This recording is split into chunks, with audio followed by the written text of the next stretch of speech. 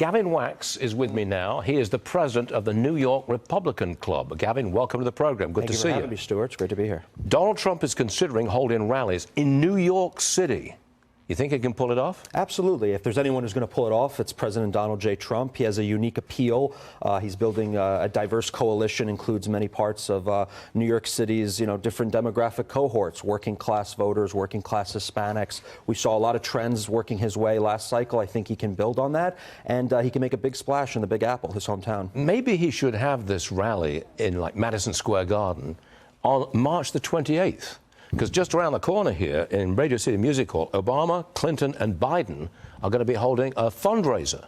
If he held it on the same night, that would be cool, wouldn't it? I definitely think that could stick it to them a bit. I mean, I feel bad for anyone driving that day during traffic. But, stick it to us. Listen, I think he's going to pack it out. I think he could sell out a huge crowd at MSG. He could stop by the Big Apple, visit. He only has to move the needle a few points. You think about New York State, New York City, 47% for Lee Zeldin. He got in the low 30s, maybe 30, 29% in the city. You push that to a third, 33, that's the rule. You could flip the state. So anything's possible.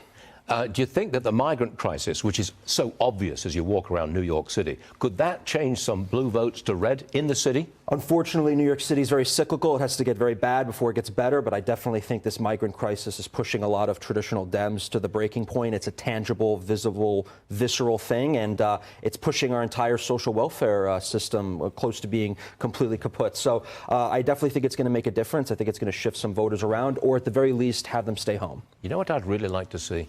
Donald Trump holding a big rally in the Bronx. I love it. Go to the belly of the beast, so to speak. Historic. No offense to the Bronx, that is.